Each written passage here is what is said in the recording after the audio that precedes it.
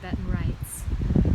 I do implore you to please watch parts 1 and 2 before attempting this, because this does not include any warm-up to speak of, and the poses are relatively deep right off the bat. So please go on this channel to part 1 and or part 2, which will get you ready for this practice. The Tibetan rites are 5 movement sequences of dynamic asanas that are traditionally done for rejuvenation and optimal health and well-being. And the first one is spinning.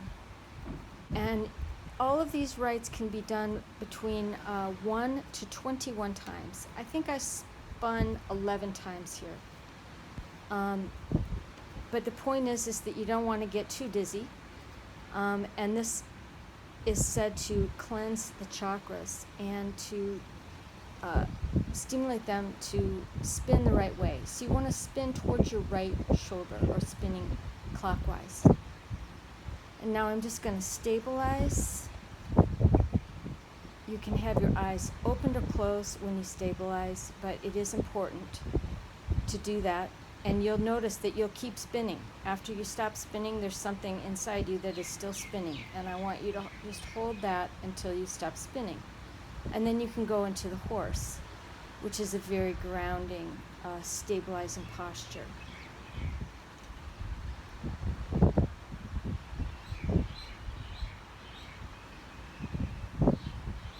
And I'm just coming into a forward fold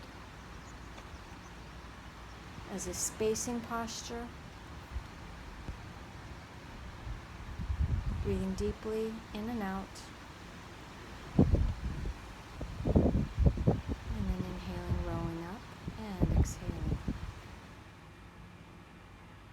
And now preparing for the rite that I'm going to do second, but which is actually the 5th rite. And here I'm just preparing. And I'm going to prepare further. I'm going to do a couple of cats. Cat rolls. Inhaling on the arch, exhaling as you round and draw your navel back.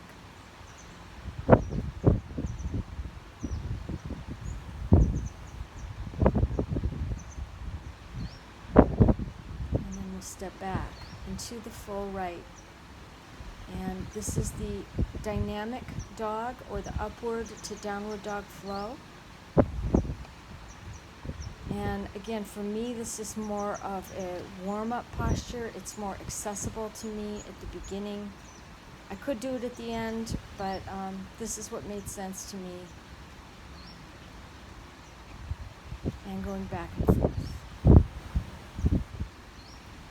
And again, these can all be done between 1 and 21 times. I'm definitely not doing this 21 times. I believe I did this either 9 or 11 times. It's important you listen to your body and do what feels appropriate for you.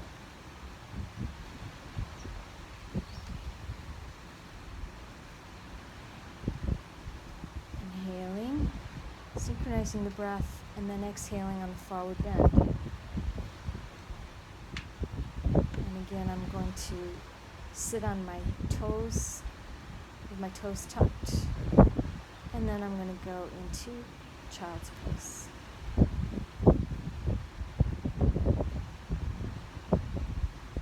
Letting myself totally rest, letting my mind come to a still point.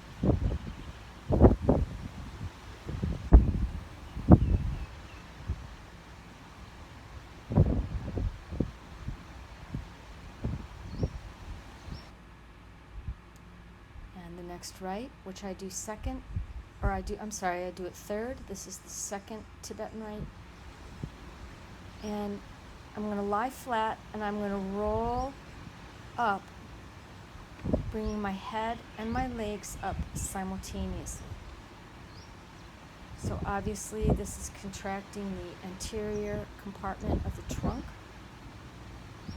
And you want to squeeze your thighs together If it doesn't feel like a good idea for your back, if your back is not happy with this, please bend your legs or do one leg at a time. I'm just showing the full right, which I'm not modifying.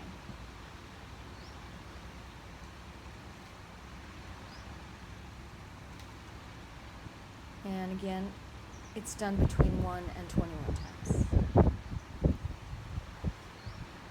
Then I'm lying back, Supta Baddha Konasana, with the soles of my feet together, just resting, stabilizing.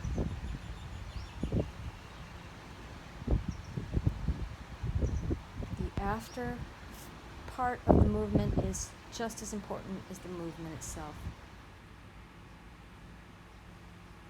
Number 4, which I actually do in order, is the dynamic table. So I'm going to be sitting. You'll notice that my fingertips are facing forward. They're facing my feet. And then I'm going to lift up with my tail, with my sacrum as much as I can, and then I pull through and tuck. And going back and forth. So my bum never does touch the ground, ideally. And a lot of people can't do that at first. So if you're not able to pull through, then you just lift up into the table and then you set yourself down and engage the muscles as if you were lifting your torso up. Sustaining the table. And then exhale. I'm just going to sit with the soles of my feet together in Baddha Konasana. And I'm going to let myself digest that movement. And I'll let my pranic body assimilate the effects of that. Just noticing what it's done. Number 5, which I feel is the deepest of the poses, which is why I show it last. And first I'm going to show you a modified version. If you're not able to do the full pose, the camel, you can have your hands, I actually have my thumbs pressing on my sacrum. And then the hand is on my hip, obviously. And you want to inhale, arch, and then you exhale, sit back on your feet.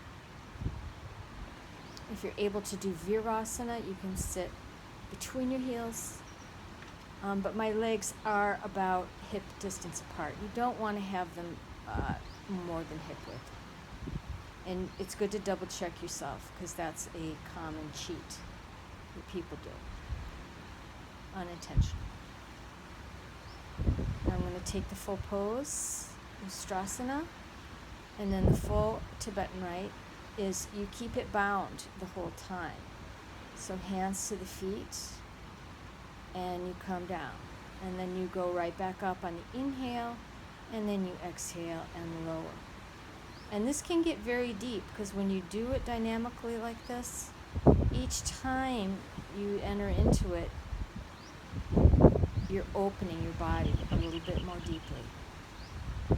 So be careful, go slow, don't do more than is wise. So how do you know what's wise? Listen to your body. If something's painful, uncomfortable, you definitely don't want to push into too much discomfort, particularly in your low back or your knees. And I'm going to sit in Virasana to stabilize. If you're not able to do Virasana, you can just kneel.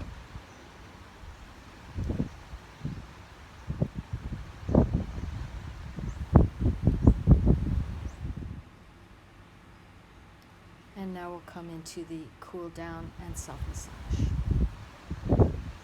Stabilizing in the horse.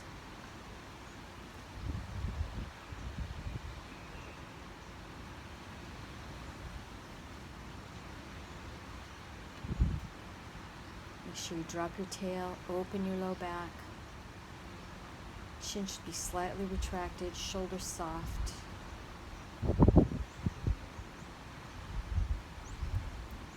going to swirl in the heaven chi.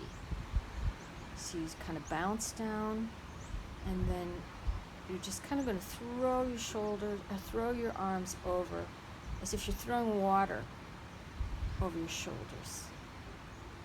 This is great to unwind the spine. Feet can be wide as mine are.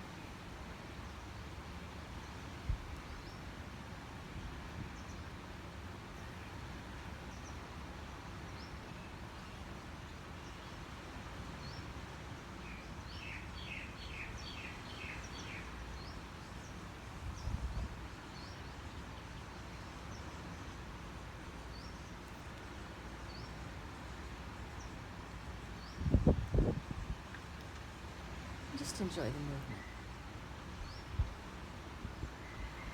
Unwinding that. And then hands at the low belly.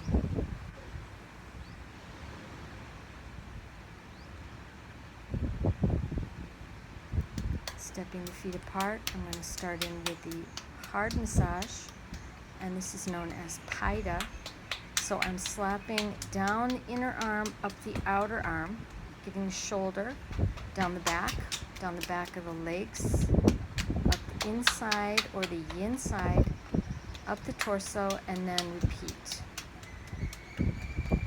So be sure you get the shoulder really thoroughly, and just gently slapping up the back of the arm, down the back, you get the kidney, down the back of the legs, up the inside, and up the torso. And keep going.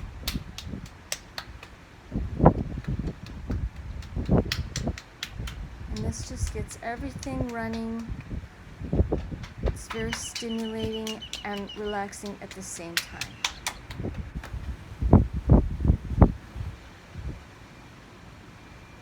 You'll feel, after you do this, you'll feel glowing, you'll feel vibrant. This is a great thing to do in the morning, just this routine. It's a meridian massage.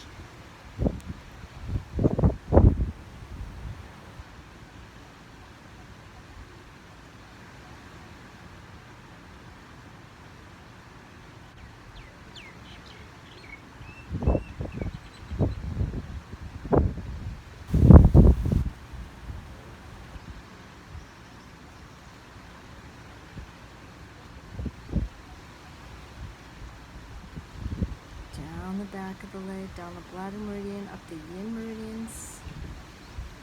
And then I'm just going to smooth it around the belt channels.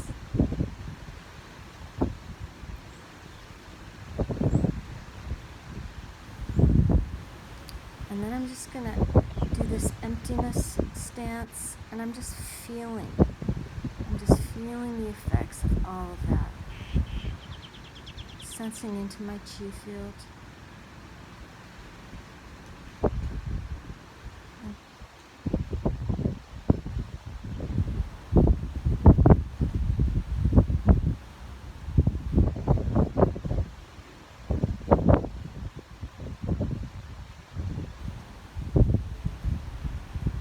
Just bring down the heavens 3 times, and just integrating all that beautiful sky energy, all that work that you've done, and namaste. Thank you so much.